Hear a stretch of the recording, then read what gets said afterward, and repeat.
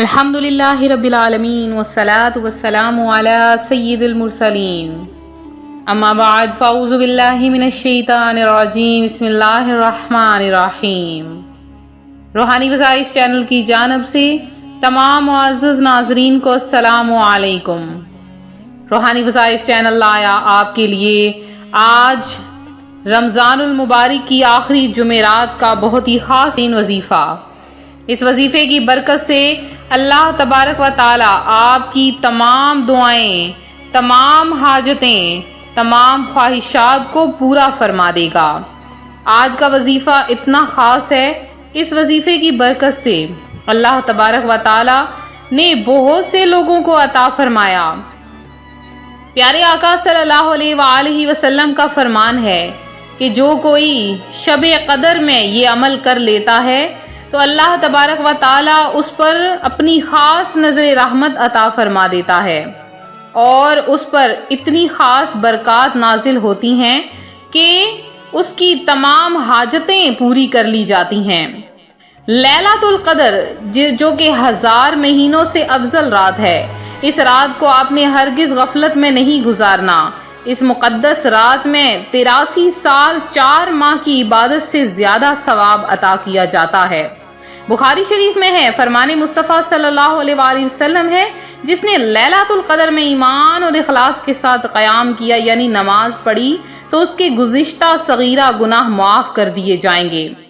اس مقدس رات کو ہرگز غفلت میں نہیں گزاریں۔ اس رات عبادت کرنے والے کو 1000 ماہ یعنی 83 سال 4 ماہ سے زیادہ ثواب عطا کیا جاتا ہے، اور اس زیادہ کا علم اللہ تعالی جانے اور اس کے بتائے سے اس کے پیارے حبیب صلی اللہ علیہ وآلہ وسلم جانے کے کتنا ہے۔ اس رات میں حضرت سیدنا جبرائیل علیہ السلام اور فرشتے نازل ہوتے ہیں اور پھر عبادت کرنے والوں سے مصافحہ کرتے ہیں۔ اس مبارک شب کا ہر ایک لمحہ سلامتی ہی سلامتی ہے، اور یہ سلامتی صبح صادق تک برقرار رہتی ہے۔ یہ اللہ عز و جل کا خاص الخاص کرم ہے کہ یہ عظیم رات صرف اپنے پیارے حبیب صلی اللہ علیہ وآلہ وسلم کو اور آپ کے صدقے میں آپ کی امت کو عطا کی گئی۔ اللہ تعالیٰ قرآن پاک میں ارشاد فرماتا ہے، اِنَّا أَنزَلْنَاهُ فِي لَيْلَةِ الْقَدْرِ وَمَا أَدْرَاكَ مَا لَيْلَةُ الْقَدْرِ لَيْلَةُ الْقَدْرِ خَيْرٌ مِّنْ أَلْفِ الشَّهْرِ تنزل الملائكة والروح فيها بإذن ربهم من كل أمر سلام هي حتى مطلع الفجر۔ اور بے شک ہم نے اسے شب قدر میں اتارا، اور تم نے کیا جانا کیا ہے شب قدر، کہ شب قدر 1000 مہینوں سے بہتر ہے۔ اس میں فرشتے اور جبریل اترتے ہیں اپنے رب کے حکم سے، ہر کام کے لیے وہ سلامتی ہے صبح چمکنے تک۔ پیارے آقا صلی اللہ علیہ وآلہ وسلم نے ارشاد فرمایا، بے شک اللہ تعالیٰ نے میری امت کو شب قدر عطا کی اور یہ رات تم سے پہلے کسی امت کو عطا نہیں کی گئی۔ تو جب پیارے آقا صلی اللہ علیہ وآلہ وسلم کی امت کو یہ تحفہ ملا ہے تو اس عظیم اور مبارک رات کو ہرگز غفلت میں نہ گزاریں، کیونکہ ہماری عمریں بہت طویل، بہت قلیل ہیں، بہت کم ہیں۔ اگر ہم یہی اپنی عمریں نیند میں گزار دیں گے، طلب معاش اور امور دنیوی میں گزار دیں گے تو ہم اتنی عبادت کیسے کر سکیں گے؟ تو اس کا صرف ایک ہی حل ہے کہ اس رات کی عبادت کی جائے جو کہ 1000 مہینوں سے بھی بہتر رات ہے۔ 1000 مہینوں جتنا اس رات کو ثواب عطا کیا جاتا ہے، اور حضرت جبرائیل امین اس رات کعبہ معظمہ پر جھنڈا لہراتے ہیں، اور اللہ تبارک و تعالیٰ اپنے بندوں سے فرماتا ہے کوئی مجھ سے مانگنے والا کہ میں اسے عطا کر دوں، ہے کوئی مجھ سے طلب مانگنے والا، ہے کوئی مجھ سے رزق مانگنے والا کہ میں اسے بے تحاشا عطا کروں۔ لہٰذا یہ کرم نوازی صبح صادق تک جاری رہتی ہے، تو آپ لوگ ہرگز اس رات کو غفلت میں نہ گزاریں۔ پہلے تو آپ نے اس رات میں نماز تسبیح کا اہتمام کرنا ہے، نماز تسبیح ضرور پڑھیں۔